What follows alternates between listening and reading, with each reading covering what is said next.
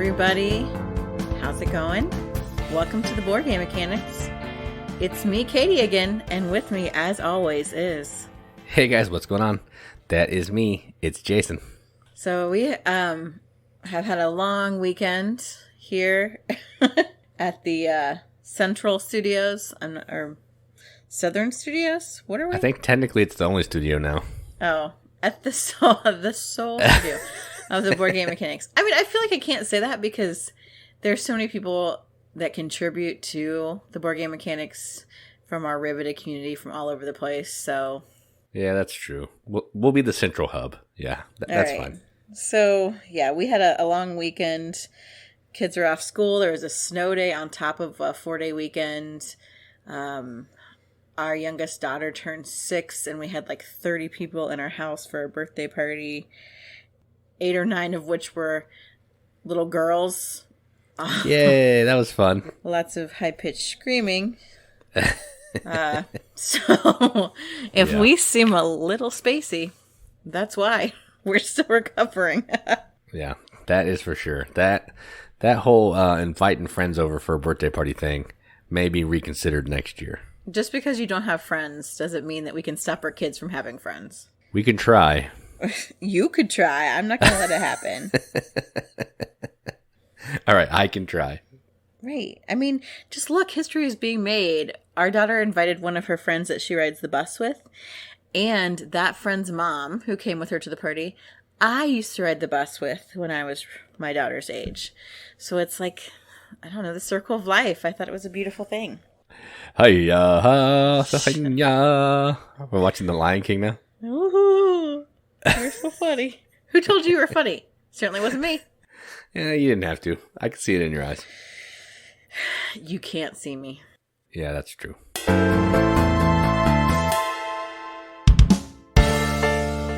All right, so I'm going to talk about news today because I spent so much time going through Kickstarter, looking for so many games. I'm only going to let you talk about one item, and it's the only item you know anything about. And I've actually put notes on it, so... That's not true. You didn't need to put the notes. I know this game. Okay. But, I'm going to talk about one, and then Katie will take over from there. And the one I want to talk about is something that we've mentioned before on the podcast in the Games Played section. And I actually did a preview video for this for the Kickstarter, and the game is called Gorinto from Grand Gamers Guild.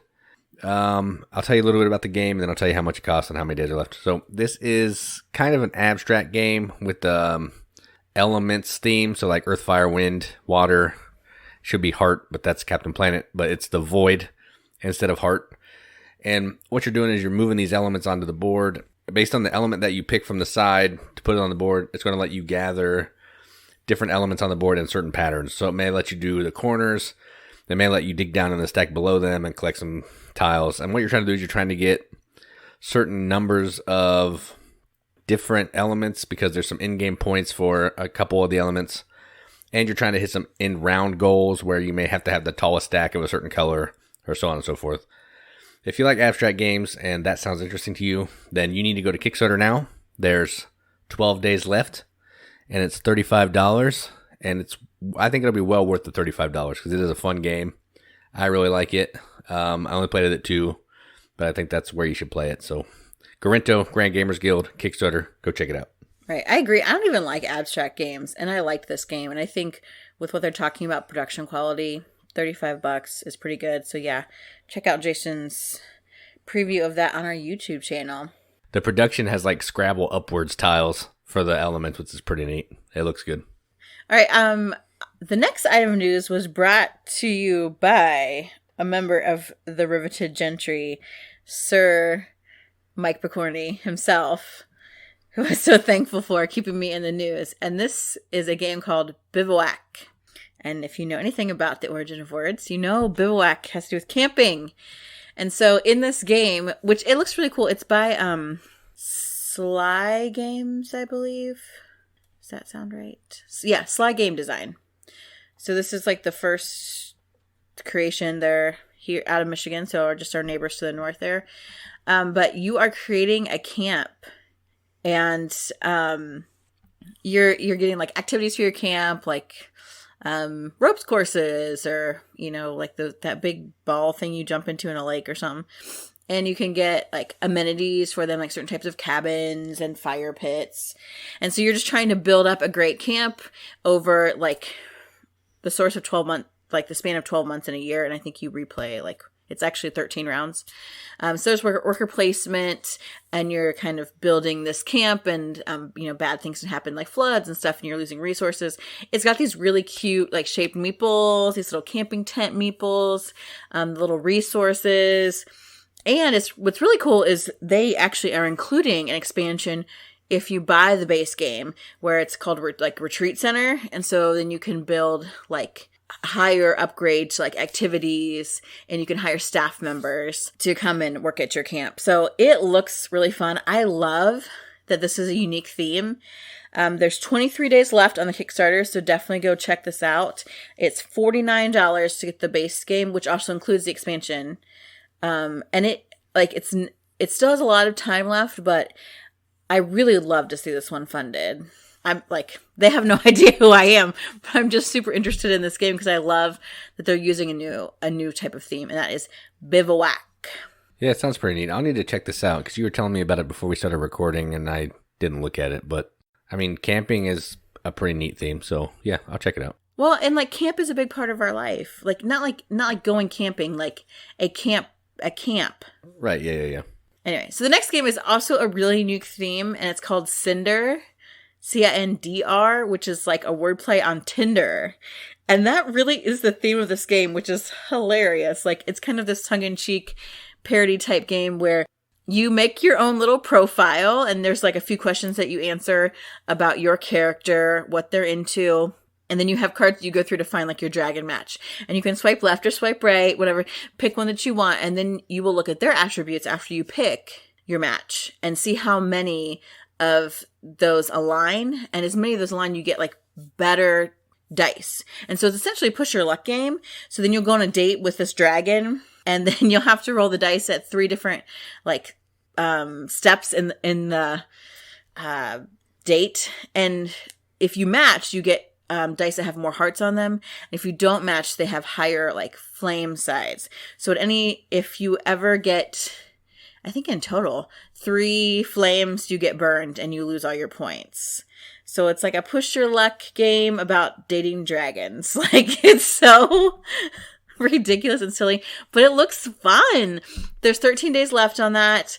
It's $25. I think it sounds like a good time. Like, I kind of want to back this, and they still have a ways to go to their goal. They're almost about halfway, which is cool, but I think it would be like a fun little game and a way to get people into playing a game, that don't play games. And this is a push your luck game, so what's better than that? Oh yeah, this is definitely one. Now I do want to back it because I love push your luck, and that team is hilarious. I know, right? So that's Cindr. 13 days left on Kickstarter, $25. And last, but at least for only Jason, is a pretty popular game that is coming out from CMON. I refuse to call it Come On. It's not going to happen. Because it's stupid. It is stupid. It's dumb. What's wrong with going with CMON? Okay? Come on now. Yeah, it's dumb. Oi. So, CMON game called Marvel United. And Marvel United, it is obviously about Marvel characters, and they're united, so you can guess it's a cooperative game where you are working together as Marvel characters to fight Marvel baddies, the villains. It's by CMON. It's an Eric Lang game. They keep calling them these sculptures. They're miniatures, but they're super cute. They almost have a chibi kind of look to them, but their heads aren't like super fat. They just have like a kind of almost more anime childlike look to them. And they're so adorable. They come unpainted, but I'm all you mini painters out there would love to paint these because they're the cute Marvel characters. And there's a lot of different things going on in the gameplay. It looks like it's pretty involved. And they have also an expansion, I think, even with the Kickstarter, that you could potentially get involved with, that brings Thanos in, and you're trying to keep the children of Thanos from getting all the Infinity Stones. So, and they've got these exclusive minis. Yeah, the Infinity Gauntlet expansion. So, That's kind of a higher tier. Some of the different minis are higher tiers because I've got some extra ones. It's cute. If you love Marvel, if you love co-op, if you love minis, if you love Eric Lang, this is definitely worth checking out. That is Marvel United. It's got 11 days left. It is like mega funded. I mean, they're at like 864,000 of a $150,000 goal. So it's super funded, but it looks interesting. And the base game is $60, which for a miniatures heavy game, I mean, you don't get the expansion, but that's not bad. I think that with the expansion, it's like a $90 pledge. But that's Marvel United. Oh, this sounds awesome. I want to buy 2. Paint those minis up. Oh man, so good. I actually wish you'd paint the minis up, and because I would like to like display them because they're really cute. Yeah, that's what I was going to say. If I painted them, I'd just sit them up on a shelf and admire all that hard work that I did. They're cute. I know you're not going to back it, but nope, not even going to. We know pretend that there are members of the Riveted who like miniature games. I'm looking at you, Tim. That there are. And that's fine. Yeah, and that's games, they make all different kinds of games so that everybody can enjoy board games. So there's miniature games out there. And that's the news.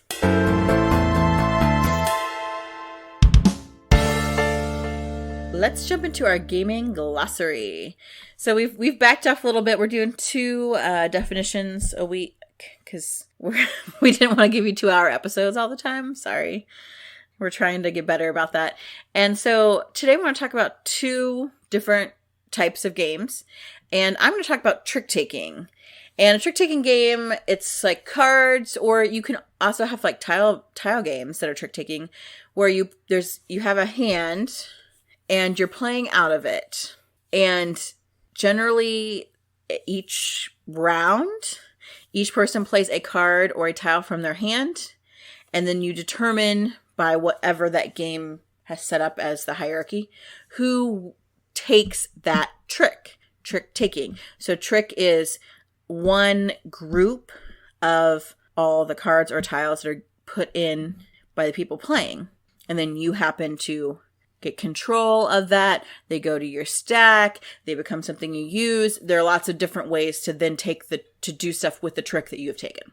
Games that use trick-taking, I live in the Midwest, so euchre is a game I grew up on, cut my teeth on, the basis of most of my gaming background.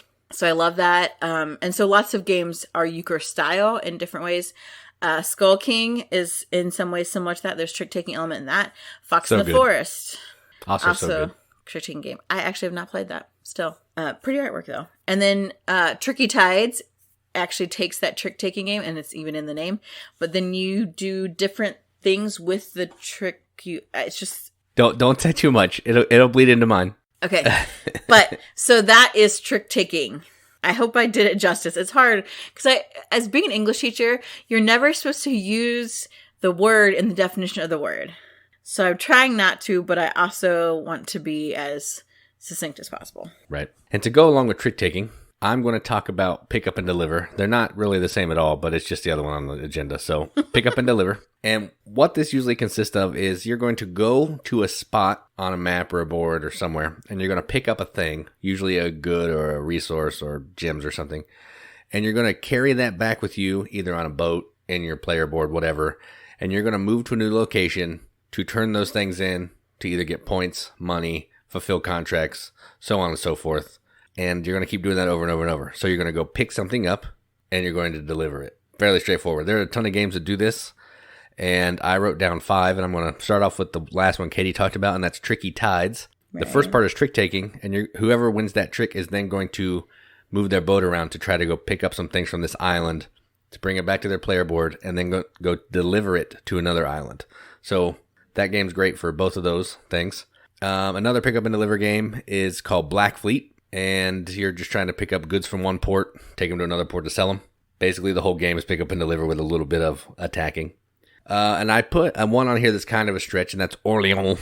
Expansion only. There's a module in there that you can go get some goods around the map, and then if you get to a certain city, you can sell those goods to that city. So that's a form of pick up and deliver, kinda. Why did you pick that? Because there's so many other pick up and deliver games. Because I wanted to talk about Orléans. All right. Because I love Orléans. And next is Firefly.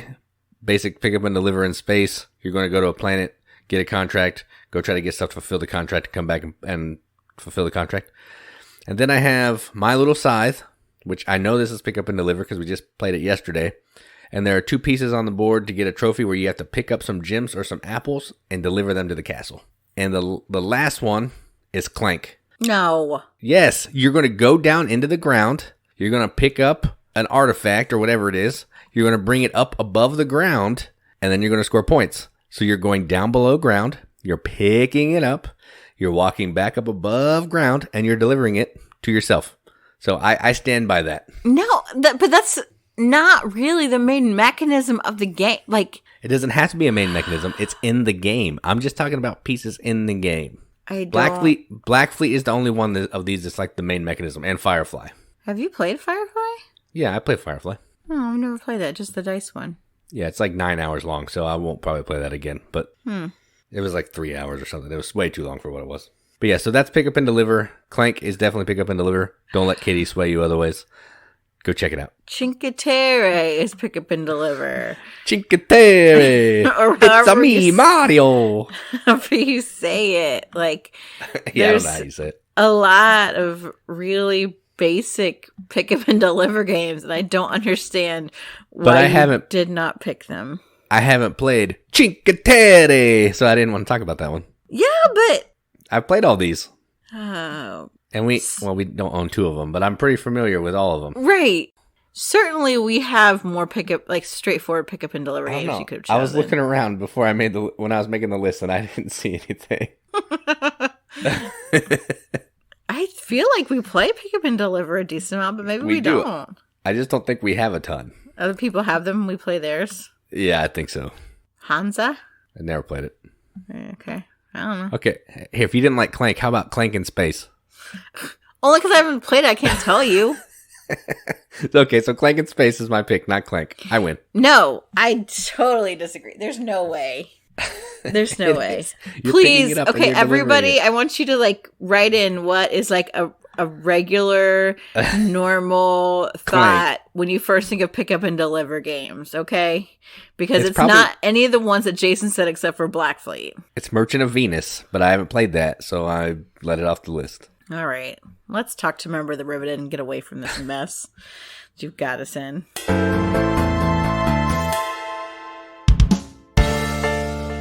All right, so this week we had another member of the Riveted call in.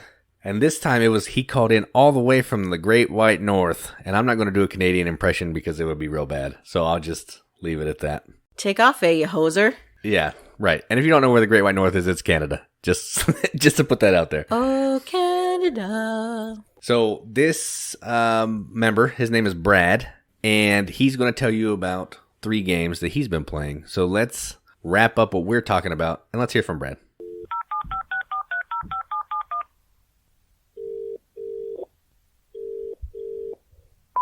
Hello, Jason and Katie. Wow, thanks for having me on the show.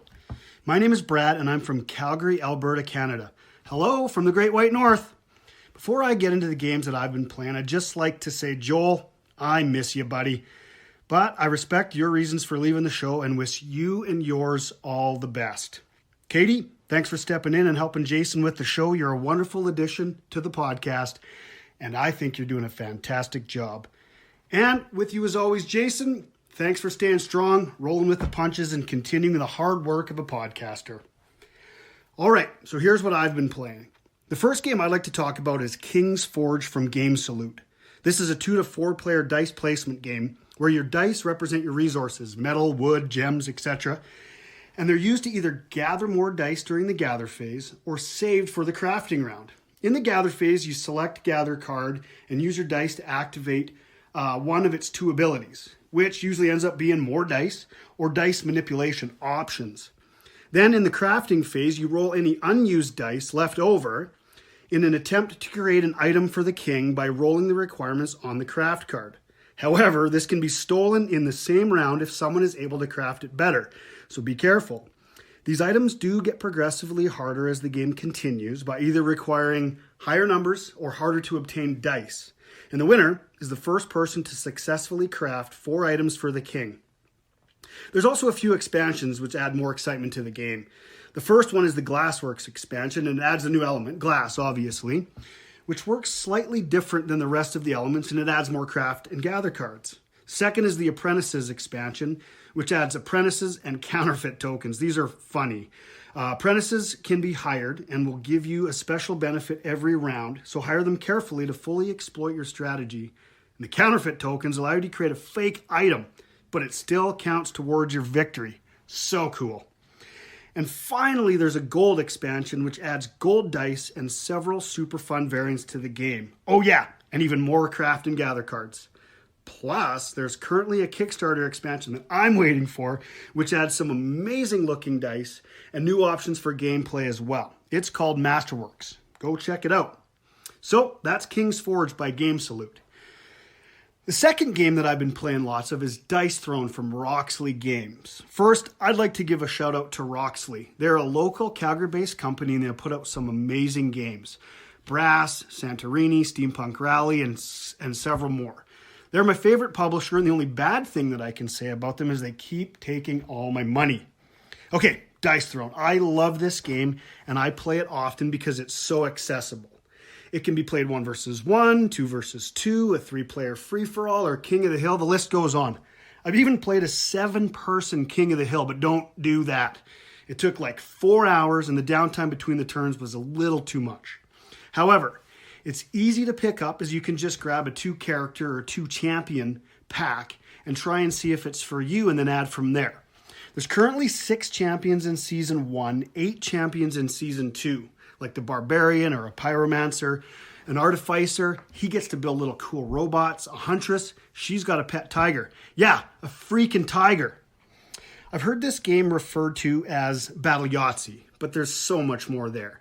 You do get 3 rolls to try and activate an ability on your character sheet by matching up symbols or numbers from your sweet custom dice.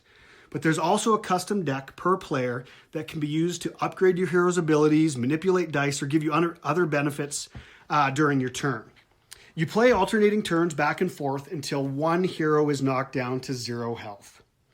I've played this game more than any other in my collection because a good friend of mine and I have started playing over FaceTime.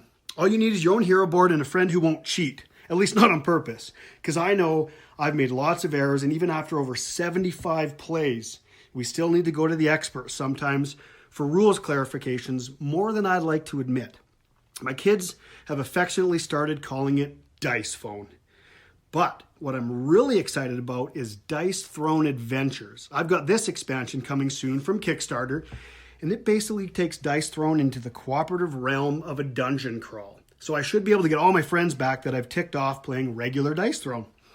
So that's Dice Throne by Roxley Games. Keep rolling 6s. And lastly, I'd like to chat about Anachrony from Mind Clash Games. I got this as a Christmas gift, and this one surprised me as I'm not usually into space-themed games, but I do love this one. Like I said, it's a space-themed worker placement game for 1 to 4 players, and it's played over 4 to 7 rounds, depending on when the looming cataclysm occurs.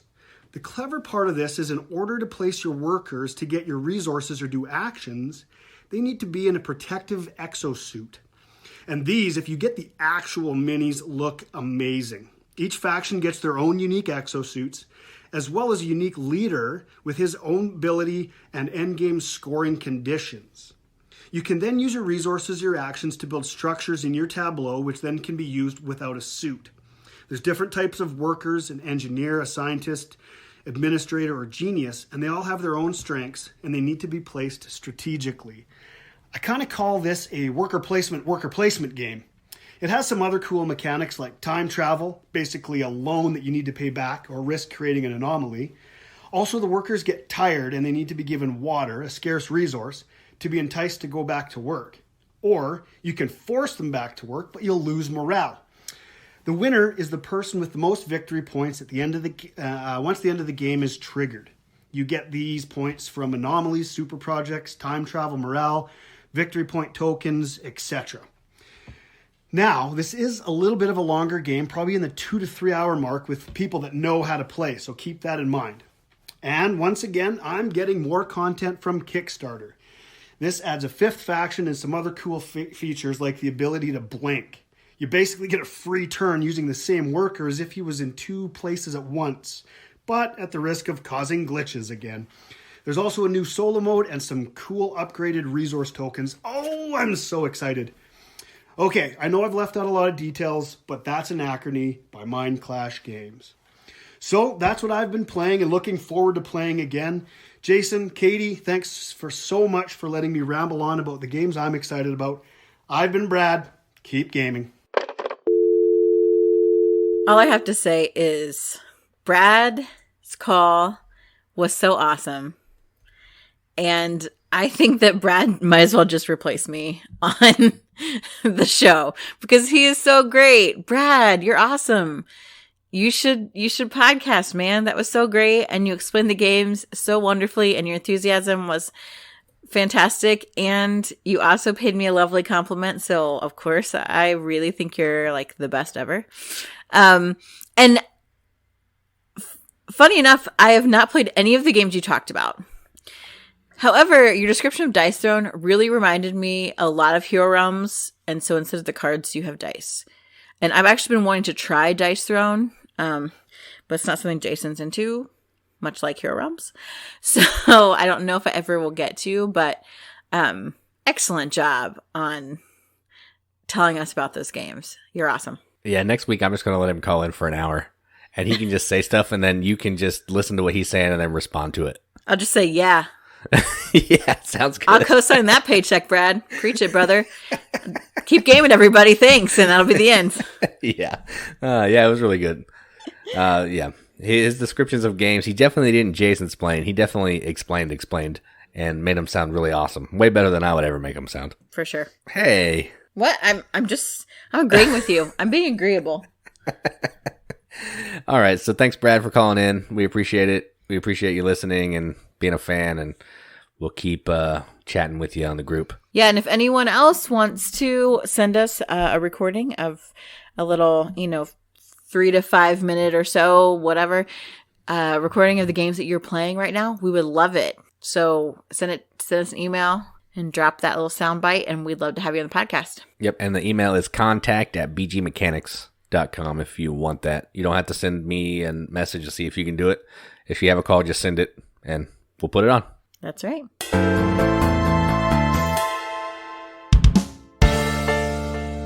All right, let's talk about the games that we played. And we actually played games like without each other some this weekend, so that was nice. It's true, we did. I mean, I like to play games with you, but it just happened that we had the opportunity to play with other people. Yeah, I mean, as a general rule, I play a lot more games with other people more often than you do. Because I'm doing other things. That's true. Yeah, that's true. Don't make it sound like I'm antisocial or something.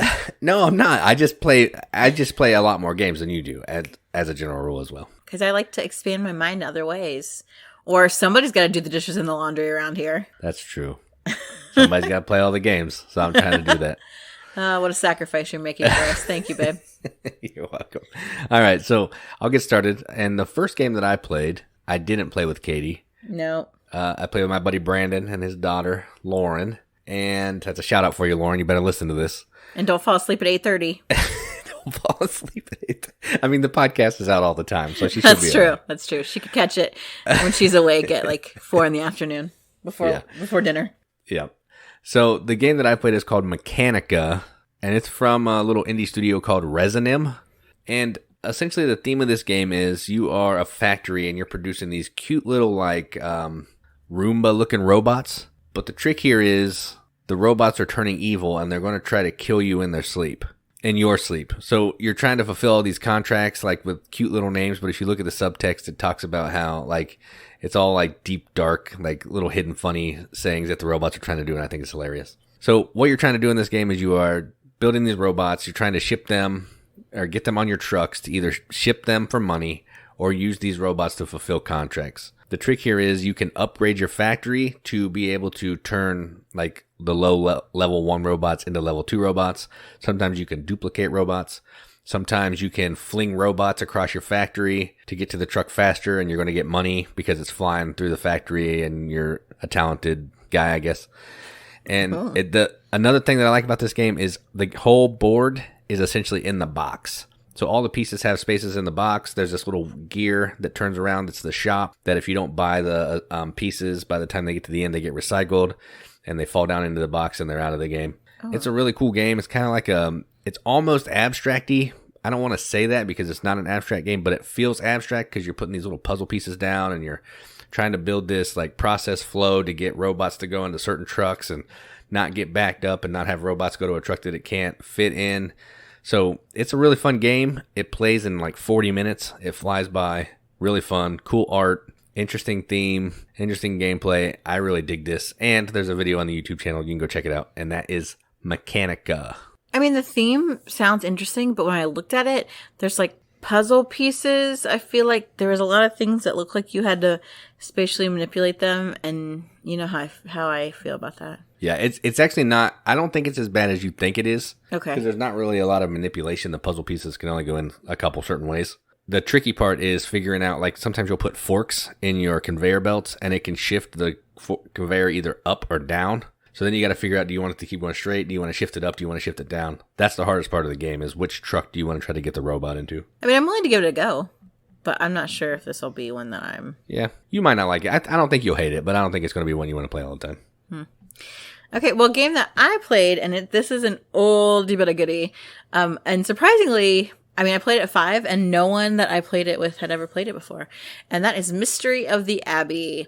Mystery of the Abbey is like, in my opinion, like a souped-up version of Clue, with maybe a little Guess Who. So you're trying to figure out who in this monastery killed one of the monks. And you separate the killer from the suspect cards, and he goes under the board. And everyone gets a certain number of suspect cards, and you've got this big board with quite a few monks on it, and they're in different, monkin orders. I don't know what that's called. I don't think that's the word for it, but I don't know what it is. Monastic orders. That's what it is. They're in different monastic orders, like the Franciscans, the Templars, and then they each have different attributes, or they're at different levels. There's fathers, brothers, and novices, and then they have beards, they don't have beards. They wear their hoods up, they wear their hoods down, and then either they're skinny monks or they're fat monks. And so you're moving around this abbey, and you're asking other people questions, much like in Clue, where you make like your guesses, but when you move into a room with somebody else, you have to ask them something. And if they answer you, then they can ask you a question in return. And the thing is, you can ask questions in pretty much any way possible, as long as the answer isn't revealing like the specific name of a monk. And so now everyone's privy to that information. So then you're gathering information in a different way because there are so many other monks. Mass happens, every maybe 4 rounds or so. So you have to go back to central location and kind of start your movements over again. You can steal cards from each other. There are special cards that allow you to do certain actions, and then events happen at every mass that's called, which can end up in maybe the killer escaping and nobody wins, or you being able to see extra cards. Like, it's just, if you like Clue and deduction, this is just like that next level, and it is really fun. And it is super out of print now. Sorry. Just probably the only Fiduti I like, which is interesting. And I think Stairs Legette, I think is the other designer. But it's such a good game.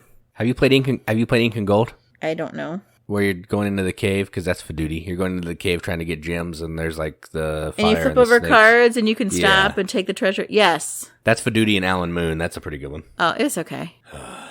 I played it one time, but I like Mystery of the Abbey way better. It's so good. Oh yeah, Mystery of the Abbey is like a billion times better than Clue, because you can score points other ways than just getting it right. So and it feels more like a game. And you can play it up to 6 players, and even with 6, your turn doesn't come around that often, but since when someone moves into a room with you and they ask you a question, you can also ask one in return, and you're hearing information being passed around all the time in everyone's turn. I feel like that really keeps you engaged in the game no matter the player count. Oh yeah, I totally agree. I was going to say, man, you played this at 5, but that makes sense that you're always doing something most times, so it wouldn't be too bad, I don't think. Yeah, it was really good. That's cool. Yeah, I agree with this. This is a really good game. Not a type of game that I play a lot, but I do like this one when I play it. All right, so the next game that I want to talk about, and the last game I want to talk about for this segment, is called Matcha.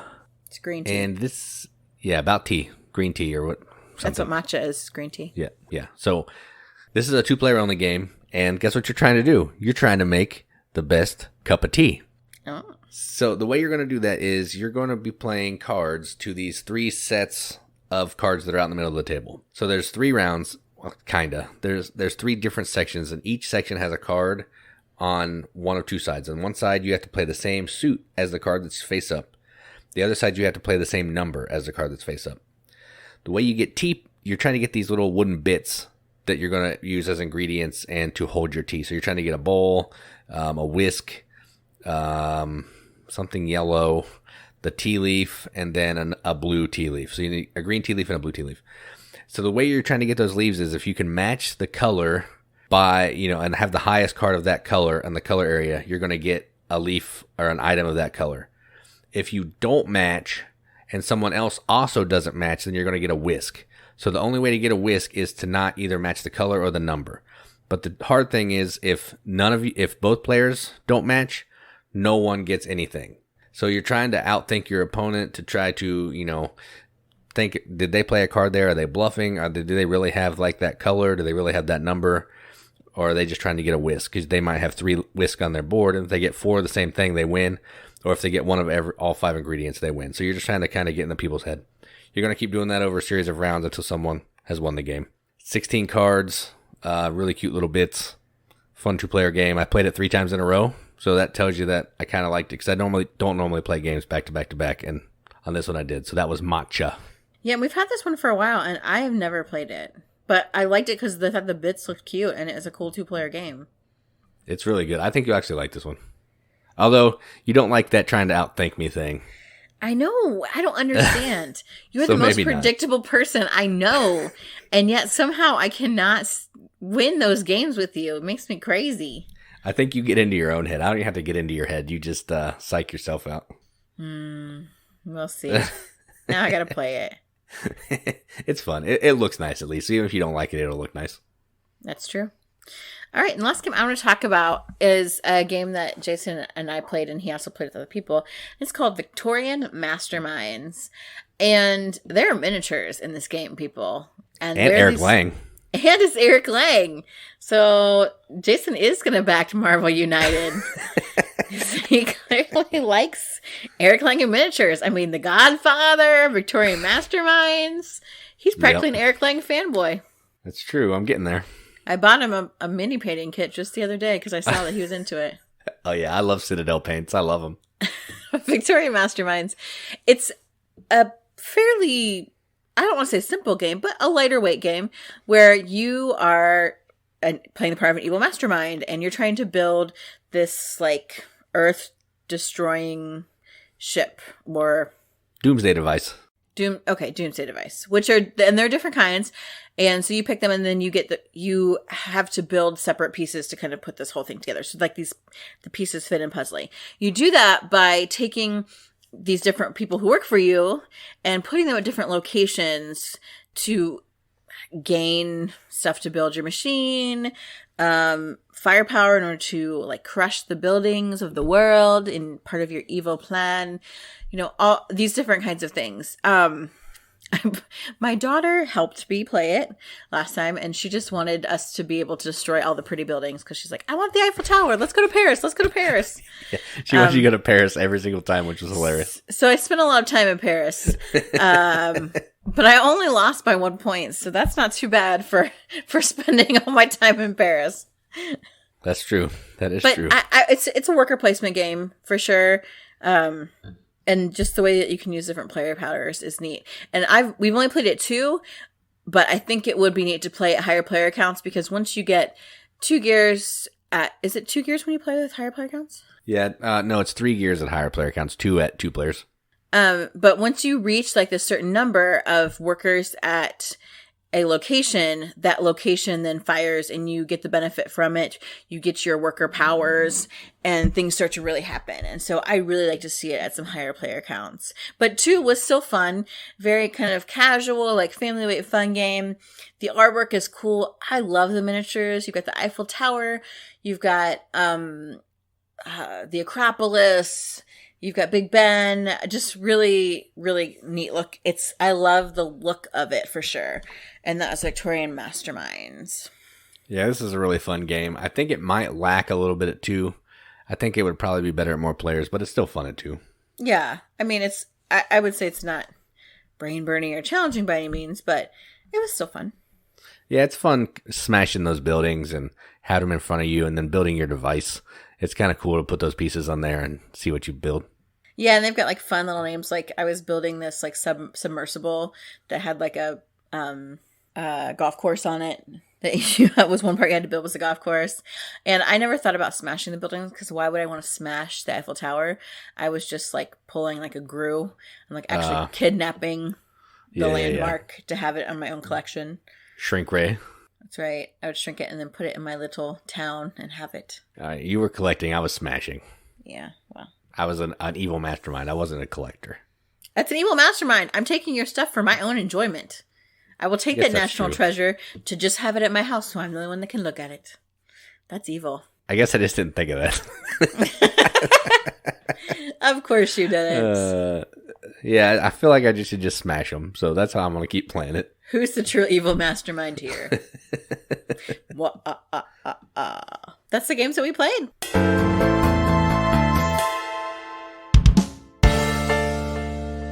All right, so for our feature on this week's episode, I feel like it's almost a segue from our Valentine's Day show last week where I talked about the games I love and the games that Jason's kind of meh about. And this week, we're going to get an explicit rating. Maybe not. Okay, we won't. I got the B button ready. I might get bleeped. But we're going to talk about what turns us on to a game. So when you're walking around the store, and we do this a lot, we go to our FLGS and we're walking around, and I'm looking at all the shelves, and all of a sudden, I see it. Oh, yeah. There's a haze. And I see a game on a shelf, and I pick it up and I read it. I'm like, ooh, look at this game. It's just calling out to me. And there are these specific things that really will turn me on to a game. And it may be misleading, but there are just a few things that I always fall for every time. Just like in men, long hair, tattoos, and a guitar. I always fall for those. Those are my turn-ons. I only hit one of those 3 boxes. You had 2 when we first met. That's true. You had 2 out of 3. I keep trying. I'm working towards 3 out of 3. Yeah, I don't know. I might just stick with 1 of 3. You're stuck with me, so whatever. Yeah. But just like those things can also be misleading. Sometimes the things that turn us on about a game can be as well. So we each have 3 things that are like just instant, like connection turn-ons for us to a game when we see one. So Jace, what's your first one? So I love Italians. Stop! Okay, you made it weird. It's Steffenfeld. Stop. Poor Steffenfeld. So really what my first one is designer pedigree. So if a game's made by a certain designer, being the Italian, so like Gigli, Luciani, Brazzini, or Tashini, all those guys. I can't even say their names, but so I just call them the Italians. I know they don't all work together. I get that. I understand. It's just easier to say the Italians. Vital, Uncle Vital. I always like his games, except for maybe On Mars. That one didn't really do it for me. Feld, he used to.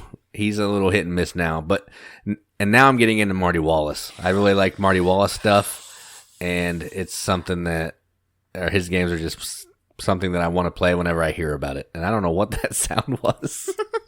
That was me just blowing my out breath because I'm like, Martin Wallace. No, I don't know who Martin Wallace is. It's Marty Wallace. Oh, because you have a thing going with Marty? Yeah, because he turns me on. We are getting an E-rating. I need to bleep myself. All right. So yeah, I like designers. Whenever I hear about certain designers, it really piques my interest on games. Even if the game doesn't, like one of the games you talked about, Fruity Cola or whatever it is. Yeah. Doesn't really look like a great game to me, but it's from the Italian, so it has to be good. I mean, it looks so good. It's making jam. Yeah. Okay. So, but it is the Italians, so it got my look. So the first one I wanted to talk about, designer pedigree. Okay. So my first one of my turn-ons. Ooh, yeah. For board games. My other turn-ons will be the podcast and the podcast. And I've already talked about long hair, tattoos, and guitars. But it is tactile components. And so by tactile components, for me, it's like shaped meeples and like big chunky player pieces that just feel good. Metal coins. Like, oh, I'm getting worked up about it. Like, I love that in a game. So when I see one, I'm like, ooh, what's this game? Look what that first player token is. Like, what is that? I need to check this out. So like, even like Agricola has all those like shaped animals that you just get to put in the little vegetables. And oh man, I just love it. Like, I don't even know if I think about it. Do I even like that game? I think I do. But what I really like is setting up my little shaped meeples. In the game Fool's Gold, which I've talked about before, it's just a pressure luck game, cards, some worker placement. The first player piece is like a pickaxe for like a miner. Every time I get that piece, I'm always playing with it. I'm like pretending to mine for gold the whole time. Like, I love it. 5 Tribes. Now, 5 Tribes got the classic meeple that you're putting down colors-wise, but those Oasis pieces and, what are they called? Like the little, like, Sultan Tower things? I think they're just castles. Oh, okay. Well, that sounds dumb. yeah, it kind of kills the theme. Or palace. Maybe it's a palace. Maybe it's a palace. Okay. So, like, the palace, I always want to, even if it's not part of my actual like game experience, like I'm trying to like get points. I'm like, yeah, but if I go here, I'll get to place that palm tree thing. And I love that thing. Let me get my camels out. I love the camels. I love that. And sometimes those things will do me wrong. Much like the bad boy that I'm attracted to, they do you wrong. Like the game Rise of Tribes. It's not a bad game, but there's like a big woolly mammoth and there's a volcano. There's all these cool, like big, fat, like shaped pieces that I'm like, ooh, let's put those out. Like I was so excited about them. And the ones that weren't out playing, I was like playing with them when it wasn't my turn, which is probably why I did terrible at that game, because I was playing with these pieces because I just love them so much. But that game, I'm like, yeah, if I never played it again, I'd be okay with it. But man, if I could just get those little meeples out, those little pieces, so I can play with them, that's really all I want the game for. So that's my first one is tactile components. Yeah, I put Parks on here. You don't think Parks meets this criteria? I do like it. Like the wildlife tokens for sure. They're just like a little bit smaller and you don't handle them as much. But it is something that I do love about the game for sure. Yeah, that's true. Yeah, if they made a giant version, oh man. They were all the size of that mammoth from Rise of Yes! Oh, that would be so awesome. Yeah, tactile components. I love them. Love them. All right, so my next one that really gets me going. Stop! Why you gotta make it weird? Because this whole segment is weird. I thought it was an interesting... It is interesting, phrase. But the fact that we called it turn-ons, I don't know. I just feel like I need to play that up. So let me play it up. So the next one I want to talk about is Press Your Luck. I did a video recently, and I said basically you could wrap a really terrible game and throw a Press Your Luck pulling stuff out of a bag in it, and I'm automatically going to rate it a 6. Oh, for sure. Or rolling a dice. Yes. Like rolling dice just to see like, ooh, but I could get one more if I rolled some more. Yeah, I love Push Your Luck. I don't know what it is. It could be a terrible game, a simple game, a stupid game. I don't care. It's just fun to me. So a couple examples of these types of games that I have here are Fire in the Library. So good. Which you're pulling cubes out of the bag, which represent books, and you're trying to save books from burning in this burning down library. If you get too many fire, you bust. So there's where the Push Your Luck comes in. You're trying to get non-red cubes and all that. Fool's Gold, which you talked about earlier, I actually have on mine. You're trying to dig into these piles of cards to get gold and gems and not get soot and bad weather conditions or silt, not soot. Oh yeah, that makes sense. It's not a chimney. Stuff. That's right. That's funny. Ink and Gold, which we also mentioned earlier. You're going into this cave trying to get gems before too many bad things come out. So you're trying to decide, do you want to keep going or do you want to stop and collect your spoils? Quacks of Quedlinburg, the best push your luck game of all time. Oh, bold statement. I'll stand by it. You reach in that bag, you pull out some chits, you're trying to put it in your cauldron without exploding or getting too many white chips. Oh, so good. I love it. And then one that I haven't played, but I know I want to play it because it's push your luck and I feel like I would love it. And that's Deep Sea Adventure. You're in this, it's an oink game. You're in this little submarine. You're trying to go down into the depths to get little tokens that have points, and you're trying to bring them back up to the sub before you run out of oxygen. It seems like my type of game, and I need to play it, so I wanted to add it on this list. So, didn't you play one like that where you're like climbing Mount Everest and you have to have enough oxygen to keep going? Yeah, I forgot about that. That was, what was that? Dicey Peaks. Yeah, good call. So yes, I did play one like that. So Dicey Peaks, I'll add that to this list. You're trying to climb a mountain before you run out of air to get to the top to capture, kind of find the flag at the peak. Very good game. Very fun. Super light. Not the best game in the world. But it's a pressure luck, so you don't care. So I don't care, yes. I guess so that's my second one. Yeah, I have to thank the Lord that you are such a tightwad that you won't go into gambling, because I'm like, oh yeah, the best pressure luck game is like blackjack.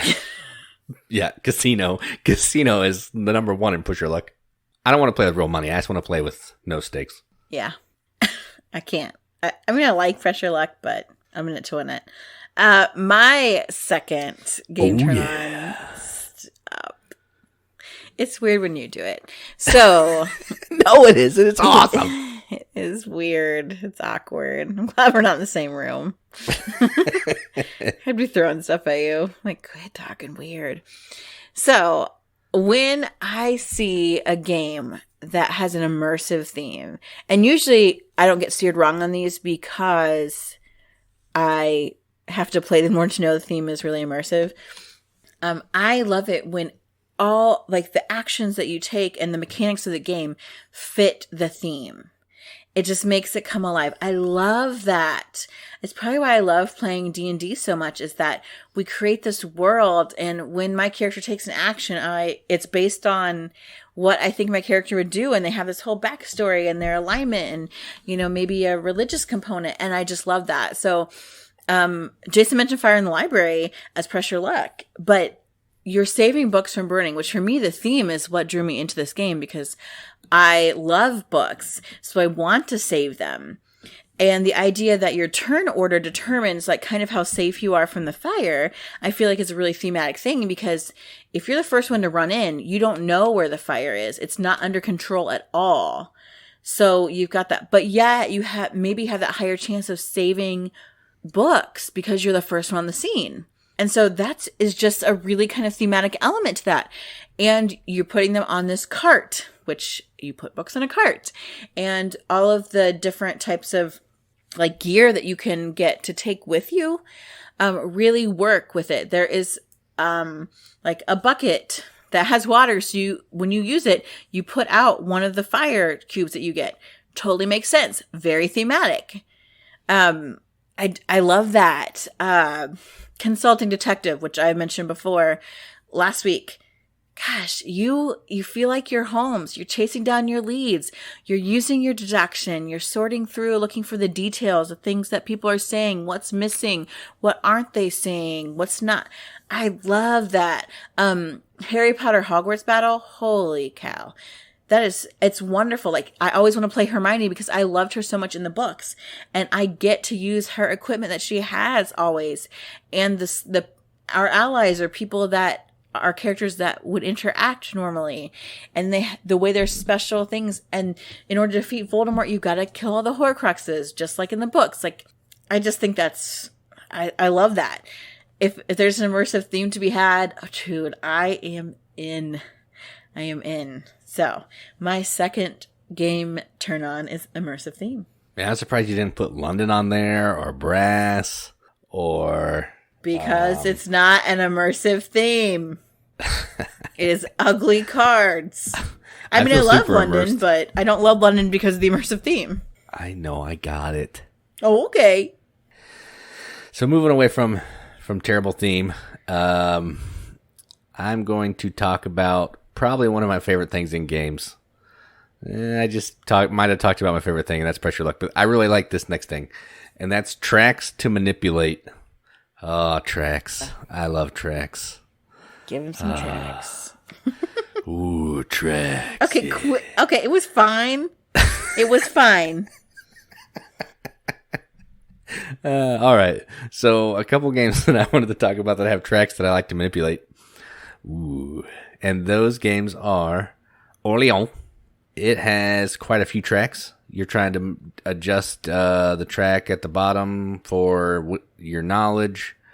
You're trying to move up on the night track. You're trying to move up on the farming track. Basically, the whole game is tracks. So I really dig it. Terra Mystica. You're trying to the tracks on this game are off to the side. It's a little sideboard. You're trying to get all the cults. I think there's 3 or 4 cults. Trying to move them up as high as you can to unlock special abilities. It's kind of irrelevant to the game, but it's a track, so I love it. The next game is Zolkin. It has 3 tracks where you're trying to climb these towers of the gods to get up as high as you can, score goods and points. I love tracks. And the last one is a more recent game. It's called Blitzkrieg. And this game is essentially a tug of war. So everything that you're doing is a track. So you're trying to manipulate tracks into your side to win the battle. So you're going to pull out chits and then move a track. But I thought of one more, and that's Dogs of War. Oh, Dogs of War is a track. It has a tug of war track, and I like it a lot. So I like tracks. Even if the game barely has tracks, as long as it has at least one track, I'm in. Dogs of War. One of my favorite track games you didn't mention is Coimbra. Oh, that's true. Oh, that's it's your number one game, you turd. Oh, I didn't even think of that one. Oh my gosh. Yep. That must be really a great turn on for games. Number one game. Don't even know it. Well, the thing is, I was looking around the room and I can't see that shelf because it's to the left. So I was thinking, outside all of the these games mind. over here is like, I know I'm missing something. Yeah. So Coimbra as well. It's the Mac Daddy of all track games. It is. It's really good. I mean, yeah. I like the tracks. I don't have to have them. No, you have to have them. You have to have them. My number one turn on in a game, and this will attract me before anything else. It's like Jason Smith. That's right. It's like the Jason Smith of board games. No, that's not true. To be fair, I was attracted to you second after somebody else. Oh, wait. Now I got to edit that out. You're my immersive theme. Oh. I'm just kidding. So So much sad like to be much me like today. Blue Eyes that draw me in, which Jason does have, is vibrant artwork. I love beautiful artwork. And actually when I was naming games that right away draw me in by the way they look, which makes me sound really shallow now that I think about it. On board game is its look. That's the whole point of artwork, is to draw people in, though. That's true. Probably a predominant number of the ones that I really love are Asian themed games, because I feel like when it's an Asian themed game, the attention that's gone into the artwork is amazing. So for example, like Yamatai, it's an Asian themed game, yes, but the colors are so beautiful on that box. Oh my gosh. As soon as I saw it, I'm like, freaking, I don't care. I've got to play this game. It is so beautiful. Parks the same way. I'm like, when was the last time you went on a hike, Katie? Who knows? But man, I want that Parks game. Look at that cover. Look at the stuff inside. Oh my gosh, it's beautiful. Tokaido. Oh, whoa. Like this, the cover is simple. That a lot of white, but that beautiful little picture in the center, and the traveling route you take, and the paintings at Kanagawa. I mean, wow. Like I'm a sucker for just beautiful artwork. I think that's why everyone, when Scythe first came out, people raved about how pretty Scythe was. And I thought it was one of the ugliest games I'd ever seen, which is saying a lot, because we have some seriously ugly Euros. But yeah, like brass. Right. We didn't have brass at the time. That's true. But we had Marco Polo though. That's true. what turned me off about is the muted colors. Like, it's just gray and blah. And another reason why I don't like brass is it's just bland looking. And I like Dinosaur Island because the bright colors are fun. It's like a moth to a flame. And sometimes, again, this will steer me wrong. There are games I repeatedly will go to in the board game store. Every time we're in there, I will pick up the same games because the covers are just so intriguing to me. And Jason keeps going, Katie, you're not going to like that game. That game's going to be too light. Tea Dragon Society. It's too light. I don't think you're going to like it. I'm like, but the artwork is so cute. Look at these little dragons and all the colors. I love it. Or like Princess Jing. I have picked that game up I don't know how many times. It looks amazing. I've watched videos on it and I'm like, that's the dumbest thing I've ever seen played. But man, every time the artwork makes me think, I need this game. I want this game. Game, you want to go home with me, don't you? But no. If the game came home, I would be disappointed and want to send it packing. It can do the walk of shame to the trade block, to the Goodwill, to the half-price books. But, I am a sucker for blue eyes and vibrant artwork. What about Takenoko? Yes, I would say Takenoko also. Again, Asian-themed game, super cute. I love the colors. Purple's my favorite color. It riffs on that. I love when there's nice black accents too. Like there's something just the aesthetic. I just love really aesthetically pleasing games. Yeah, I mean, I like good artwork too, but Gugong. Oh my gosh. Yeah, that one's nice. So pretty. Even and that's got like the egg-shaped meeples. They're not supposed to be eggs, but they look like eggs. That tactile component. It's a kabuki mask, I think. Yeah, I think it's supposed to be, but I like the eggs. I just, there's so much, it explains so much about the games that I love or want to love. So, yeah, give us the review of your top 3 turn-ons on game, and don't be weird about it. Okay, I'll review. Fine. All right. So number 1, designers. You did it. Stop it. Number 2, press your luck, and number 3, games with tracks. I love tracks. And I'm a sucker for tactile components, an immersive theme, and beautiful, vibrant artwork. So, those are other things that turn us on to a game, whether or not those desires are fulfilled when we actually play the game.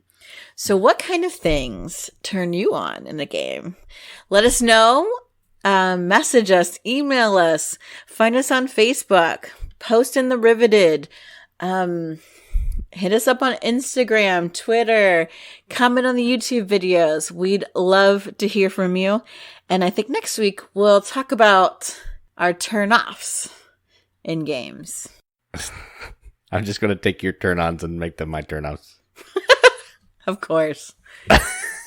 You would. That's funny. All right, so let's end this really weird episode. As I invite you to tell me your turn-ons, I feel like I'm like some weird, Yeah, you're asking for trouble there. I know. I haven't gotten any really weird comments on any of my videos or anything, so it's cool. I feel like I'm like one of those telephone operators. So what do you like? But I really do want to know. So what do you like in games? Tracks, yeah, tracks. Quit.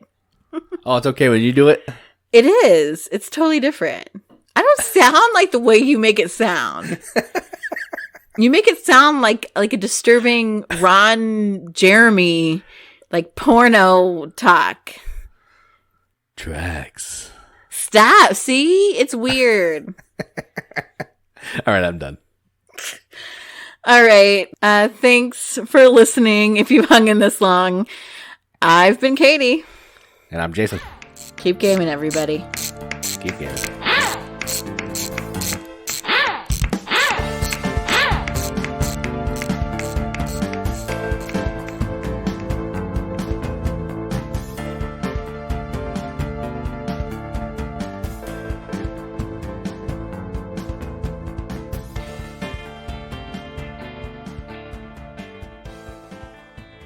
Yeah, I wish we had a sound effect for my eye roll that I could just tell once I play. Yeah, that would be pretty funny.